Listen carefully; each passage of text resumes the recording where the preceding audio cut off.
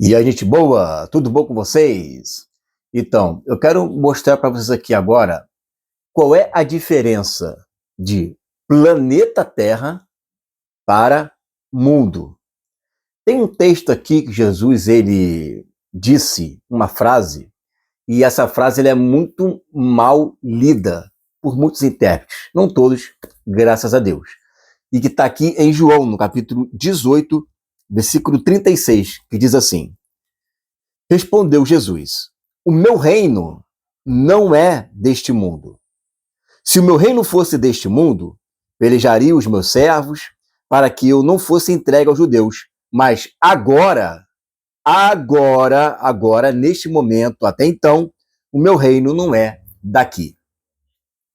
Então vamos pensar na seguinte maneira, né? O reino de Deus não é deste mundo. O que é mundo na Bíblia? Mundo é o planeta? Ou o mundo é o sistema que rege o planeta a qual esse mundo está ali, né, habitando naquele momento. Então, olha que interessante que a Terra já passou por um mundo já. E que a Bíblia chama isso de mundo antigo. Mas eu quero ler para vocês aqui um texto que está em Apocalipse, no capítulo 13. Apocalipse, capítulo 13, versículo 8, que diz assim: E adoraram-na todos os que habitam sobre a terra, esses cujos nomes estão escritos no livro da vida do Cordeiro, que foi morto desde a fundação do mundo. Ué, Jesus foi morto desde a fundação, desde que foram postos os fundamentos do mundo. Aí eu pergunto para você, essa sentença aqui da morte de Jesus foi na eternidade passada, quando no princípio criou Deus os céus e a terra, ou foi quando o homem pecou? Então nós precisamos localizar aonde começa a fundação do mundo. Bom, você já sabe a resposta. A fundação do mundo começa quando ele começa, né, a criar os elementos que hoje compõem o mundo vigente. As estrelas, seus luminares, o sol, a lua, os animais, o próprio homem. É aqui que ele está fundando o mundo. E olha que interessante, que isso é tão real, que aqui em Mateus, no capítulo 25, olha que interessante esse texto. Mateus, capítulo 25, no versículo 34, vai dizer assim: ó, então dirá o rei aos que estiverem à sua direita: Vinde, benditos de meu Pai, possuí por herança o reino que vos está preparado desde a fundação do mundo. Então existe um reino que está preparado desde a fundação do mundo. Então, quando Deus funda o mundo, e não é a terra, porque o cordeiro não foi morto na criação da terra, mas na fundação do mundo, quando todos os elementos estão prontos e preparados, ali é o mundo habitável que Deus queria que tivesse. Mas aí, olha só que interessante. O que ocorre? Olha o que está aqui em Lucas, no capítulo 11, versículo 50. Isso aqui é um texto fortíssimo, ó. Lucas 11, 50. Para que desta geração seja requerido o sangue de todos os profetas que, desde a fundação do mundo, foi derramado. Olha aí, os profetas de que desde a fundação do mundo foi derramado. O sangue dos profetas foi derramado desde a fundação do mundo. Bom, o primeiro que foi morto e que teve seu sangue derramado, e que clama até hoje, foi o de Abel. E o sangue de Abel, ele clama até aos dias de hoje, e é um sangue derramado na fundação do mundo. Por que na fundação do mundo? Porque ali está no começo, ali é realmente o começo de tudo. Ali é que começa a história da humanidade. Quando fala a fundação do mundo, é a história do homem. É a história do homem que compõe essa fundação do mundo. Então, junta comigo aqui os textos. O cordeiro que foi morto desde a fundação do mundo, sangue derramado desde a fundação do mundo, o reino que está preparado desde a fundação do mundo. Muito bem. Se assim é, logo, o sangue derramado não foi derramado no princípio, na eternidade passada, quando Deus criou os céus e a terra. Porque o homem não tinha sido criado ainda, quando Deus criou os céus e a terra. Ainda tem toda uma história para ser contada da apostasia dos anjos. Para depois, então, depois da terra ter sido contaminada, entrado em uma era em que ficou sem forma e ficou vazia, Deus começasse, então, a reestruturar aqui a terra. E nessa reestruturação é onde se compõem os elementos que nós conhecemos ali dos 7 dias da criação, inclusive o sábado.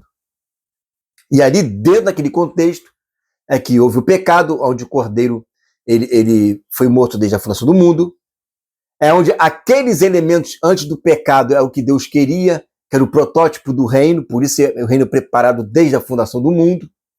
Aí depois tem o primeiro derramamento de sangue, e isso bem lá próximo da fundação do mundo, por isso que Lucas 11:50 vai usar essa expressão.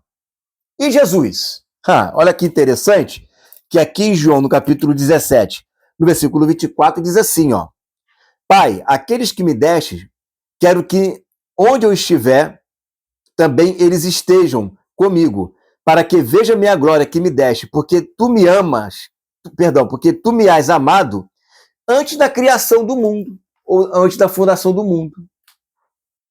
Então, antes de fundar o mundo, antes de criar o mundo, ele já era amado.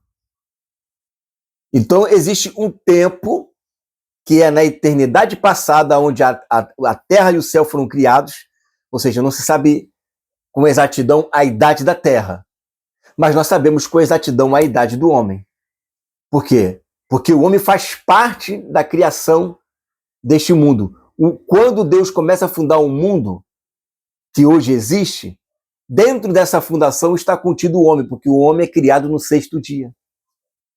Então Jesus é amado do Pai antes, assim como nós fomos eleitos, né, também antes da fundação do mundo. Esse mundo entra em pecado, como você bem sabe, por conta da desobediência de Adão.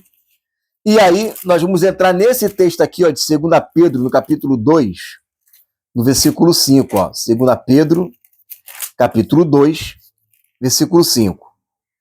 E não perdoou o mundo antigo, mas guardou a Noé, pregoeiro da justiça, com mais 7 pessoas ao trazer o dilúvio sobre o mundo dos ímpios. Mundo dos ímpios, mundo antigo.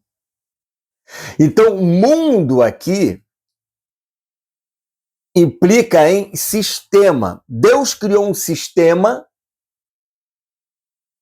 e esse sistema é totalmente teocrático, aonde Deus vinha visitar um homem onde não havia pecado. E isso é chamado de fundação do mundo. O homem peca, mas ainda é um sistema que é bem próximo da fundação do mundo. Por isso que Pedro chama de mundo antigo. Por quê? Porque é o mundo antes do dilúvio, antediluviano. E agora nós estamos num mundo pós-dilúvio. E nesse mundo pós-dilúvio é o mundo que o apóstolo João chama de o mundo que jaz no maligno. Jaz é estar debaixo da autoridade do maligno. Ok. Só que em Hebreus, no capítulo 6, versículo 5, vai dizer: e provaram os poderes do mundo vindouro. O que isso significa? Que no mesmo planeta havia o mundo da fundação, que era o de Adão, o mundo antigo, que também está ali bem próximo, né, de Adão, até porque haviam muitos contemporâneos ali, né, desse mesmo, de homens que conviveram com Adão.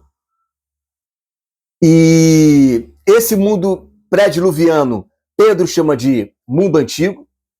Nós temos o mundo atual, que é o mundo que jaz no maligno.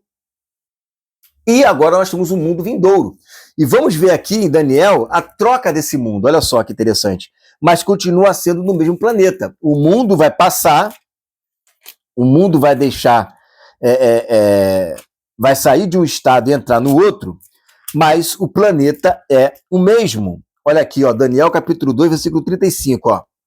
Então foi juntamente esmiuçado o ferro, o barro, o cobre, a prata e o ouro, os quais se fizeram como a pragana das eiras no estio. E o vento os levou.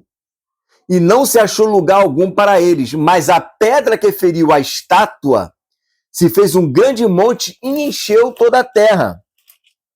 Essa estátua, ela estava sobre a terra, você lê aqui no versículo 39, ó. E depois de ti se levantará outro reino, inferior ao teu, e o terceiro reino de metal, o qual será domínio sobre toda a terra. Então, esse sistema da besta, que é um sistema mundano, ela estava ali fixada na terra. Lemos isso no verso 39. A estátua estava na terra, é o mundo. Mas depois vem uma pedra. E essa pedra quebra a estátua. E a estátua, então, ela se dissolve. E essa pedra, ela enche toda a terra a qual estava a estátua, que agora não está mais. O que é isso? Isso é a troca dos mundos. Sai o mundo vigente, o mundo atual, que é o mundo que jaz no maligno, e entra no mundo vindouro, que é o mundo de justiça, do reino de paz e alegria. Então, quando Jesus fala que o reino dele não é deste mundo, ele está falando, o meu reino não é desse sistema aqui. O meu reino não é dessa vida que hoje nós vivemos, desses reinos aqui injustos, desse mundo onde tem pecado, desse sistema onde o diabo ainda está aqui, onde os demônios ainda estão aqui. Não, o meu reino não é daqui. Agora, por enquanto, né? Porque logo em Apocalipse 11:15 diz que os reinos desse mundo passaram a ser do nosso Senhor e do seu Cristo. Por que passou a ser? Passou porque não era. O reino não está estabelecido sobre toda a terra. O reino só é estabelecido sobre toda a terra quando a estátua de Nabucodonosor ela é derrubada. E o que nós temos na estátua? Nós temos na estátua o último império. O último império não aconteceu ainda. Ela precisa acontecer para que esse reino que vai durar pouco tempo, ela possa ser esmiuçada pela pedra que vai ser lançada sem auxílio de mãos. Então, quando ele fala que o reino não é desse mundo, não é que o reino não é aqui na terra, porque o reino é na terra. O que passa são as gerações, são as pessoas e os sistemas. Eclesiastes 1:4, geração vai, geração vem, mas a terra permanece para sempre. Então a terra permanece para sempre. O que não vai permanecer para sempre é esse sistema, porque ela será substituída pelo mundo vindouro. É um outro sistema, do céu, de cima. É o reino que Jesus mandou nós orarmos para que viesse para a terra. Ok? Então, é isso daí. Qualquer dúvida que você tiver, coloca aqui nos comentários que nós estaremos respondendo. Amém? Fique com essa palavra, em nome de Jesus.